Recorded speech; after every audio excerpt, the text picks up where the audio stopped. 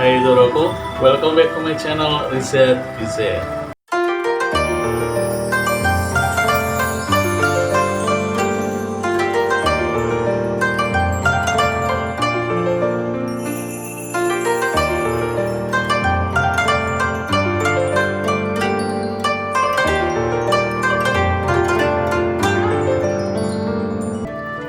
Jumpa lagi di channelku Doroku, di Rizat BZ, tempat belajar dan berkreasi tanpa nanti. Oke, di sini selalu ya Doroku, selalu aku berbicara soal bonsai karena memang konteks dari channelku ini adalah soal pembahasan dari bonsai. Apapun tentang bonsai aku bahas di sini. Dan berbicara soal bonsai memang nggak ada habisnya kalau kita bicarakan karena memang seni bonsai ini adalah suatu seni yang kompleks, seni yang menyatukan antara ilmu botani, estetika, teknik, kekuatan imajinasi, dan perpaduan antara seni lain-lainnya. Jadi bukan hanya tentang estetika saja Doroku, atau tentang pembudidayaan bonsai. Jadi seni bonsai ini adalah merangkul atau mencakup semua aspek seni, seperti yang sering kali aku bicarakan bahwa seni bonsai juga mencakup seni dari seni rupa, seni tari, seni musik, dan seni-seni lainnya yang ada. Itu ada semua dalam seni bonsai ini. Inilah menariknya seni bonsai Doroku. Dan dalam perjalanan seni bonsai tentu saja banyak hal yang sangat berperan penting juga Doroku.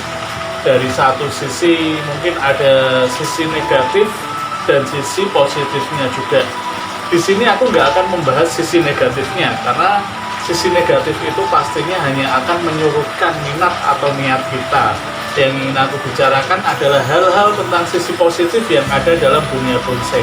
Dan apa sajakah itu Doroku? Masih akan aku bahas di sini dalam segmen ngopi, ngobrol pintar dan inspiratif.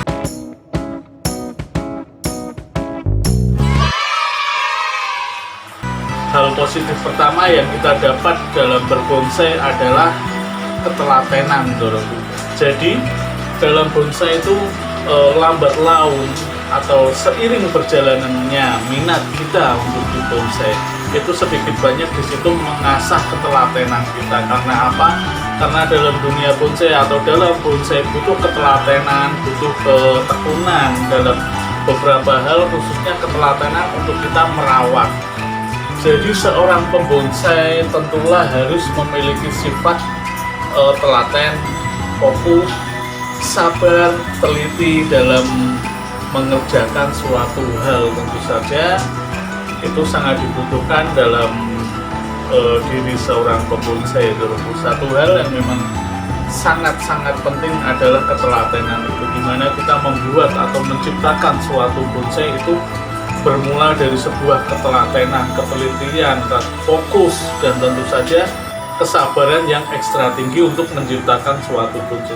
Jadi hal pertama yang kita dapat dalam dunia atau dalam seni bonsai adalah mengasah ketelatenan kita yang mungkin sebelumnya kita terlalu acuh atau kurang telaten dengan beberapa hal. Di sini dengan sendirinya rasa telaten itu akan terwujud dalam diri kita. Dan yang kedua adalah melatih kedisiplinan Doroku. Seorang pembonsai tentu saja harus disiplin dalam hal perawatan, dalam hal apapun yang ada di dunia bonsai. Sebenarnya untuk di bonsai disiplin ini saya gambarkan suatu sifat yang memang harus kita miliki dan harus kita lakukan dengan tahap-tahap tertentu. Sebagai contoh,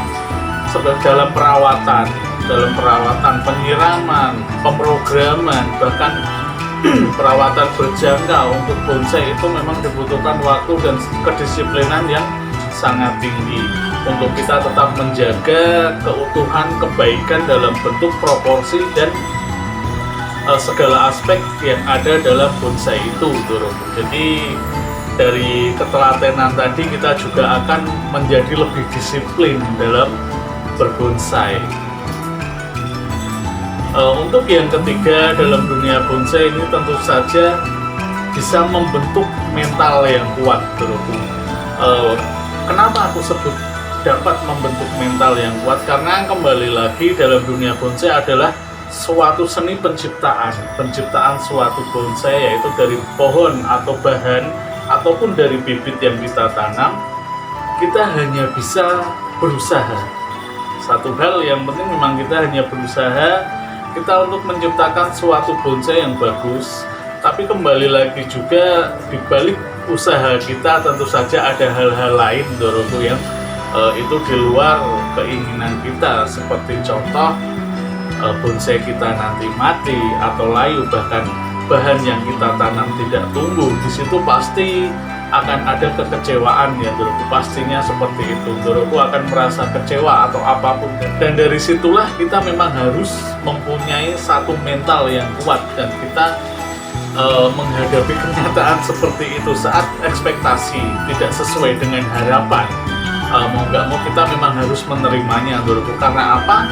Karena kalau kita terlalu memikirkan aku sudah seperti ini, udah tak tanam, kenapa masih mati juga? Kalau ada sifat-sifat seperti itu tentu saja hanya akan membuat kita frustasi, dan akan ada kejenuhan, akan ada kebosanan. Disitulah perlunya suatu mental besi yang memang harus kita punya. Dan dalam dunia bonsai, dengan sendirinya mental kita akan terasa, mental kita akan muncul, mental kuat kita akan lebih kuat juga menerima kenyataan-kenyataan yang memang tidak kita inginkan. Dari seperti yang aku contohkan tadi, kita menanam tidak tumbuh, kita punya bonsai sudah bagus layu akhirnya mati. Itu suatu kenyataan yang harus kita terima, dan mau nggak mau ya kita hadapi Doroku. Tentunya dengan lapang dada juga, dan yang pasti kesabaran itu Doroku. Selalu berproses, jadi jangan berhenti hanya dalam satu kegagalan. Karena seperti yang saya tahu, kegagalan adalah keberhasilan yang tertunda. Jadi tetap semangat Doroku. Selanjutnya dari pembonsai ini adalah pemahaman adaptasi Doroku. Kenapa aku sebutkan juga di sini perlu pemahaman adaptasi? Karena seperti yang pernah aku sampaikan juga, dalam dunia bonsai kita tidak bisa egois. Seni bonsai bukan seni yang egois. Saat kita mempunyai satu bahan dengan style atau bentuk tertentu, kita tidak bisa egois untuk memaksakan bahwa bahan itu harus jadi seperti ini, seperti yang kita inginkan dengan style lain yang mungkin itu terlalu memaksa. Disinilah pentingnya pemahaman adaptasi. Untuk bahan-bahan tertentu kita juga harus memperhatikan faktor lingkungan, faktor cuaca, dan juga faktor-faktor lainnya yang berpengaruh dalam bonsai yang akan kita buat itu Doroku. Faktor lingkungan dalam artian mungkin di lingkungan kita, lingkungan yang ramai, lingkungan banyak anak-anak kecil, atau lingkungan banyak hewan-hewan liar. Tentu saja kita harus memahami bahwa tidak baik meletakkan bonsai terlalu dekat dengan keseharian yang memang tidak kita inginkan. Contohnya di lingkungan yang banyak anak kecilnya pasti itu sangat terganggu, dan untuk lingkungan yang terlalu banyak hewan-hewannya juga sedikit banyak itu juga akan berpengaruh Doroku. Dan faktor cuaca lebih penting Doroku. Di suasana atau kondisi kemarau yang seperti ini tentu saja kita harus punya pemahaman lebih. Bonsai yang tadinya mungkin kita penyiraman 1 atau 2 kali sehari, dengan faktor cuaca ekstrim panas kemarau seperti ini, memang mau nggak mau kita harus memahami dan meluangkan waktu juga untuk bisa lebih konsisten dalam hal penyiraman dan perawatan. Tentu saja seperti itu, dan itu penting banget kaitannya dan harus kita praktekkan juga karena menyangkut kesehatan dan kesuburan bahan bonsai kita. Selanjutnya hal positif yang ada dalam melatih kerja keras dan menghargai proses, karena dalam dunia bonsai nggak ada yang instan Doroku. Semua butuh proses, semua butuh kerja keras, dan yang pasti butuh usaha kita untuk menjadikan suatu karya bonsai itu menjadi karya yang bagus, hidup, dan indah tentu saja, karena mencakup seni di sini. Bukan hanya sekedar tampilan, bukan hanya sekedar presentase atau penyajian. Tentu saja di situ kita harus ada penyampaian juga Ndoroku untuk tampilan bonsai kita. Jadi suatu bonsai yang bagus adalah bonsai yang bisa menyampaikan sesuatu hal atau bisa menggugah hati seseorang saat melihat bonsai itu dan berpikir untuk membacanya, karena setiap karya di dalam bonsai itu pasti punya kesan, punya cerita yang pastinya sangat menarik juga untuk disimak. Walaupun tidak secara formal kita sampaikan, dengan sendirinya bonsai kita akan menyampaikan. Dan dengan karya seni yang bagus juga, karya seni yang baik, nantinya pun kreasi kita lah yang berbicara, bukan kita lagi. Kita nggak perlu menyampaikan, mereka yang akan menyampaikan sendiri, dan mereka pun akan memberikan penilaian dengan sendirinya. Dan tentu saja bahkan bisa sampai ke penilaian dan penghargaan yang lebih dari harapan kita, Ndoroku. Kembali lagi bahwa keindahan itu tidak bisa kita sampaikan secara verbal, Ndoroku, karena dengan sendirinya itu tadi pemahaman setiap orang, setiap pembonsai itu sendiri-sendiri dan berbeda. Kita pun kembali ke tidak ada sifat egois itu tadi. Kita pun tidak bisa memaksakan bahwa bonsai ini kita anggap bagus, orang lain pun harus beranggapan bagus juga. Tidak seperti itu.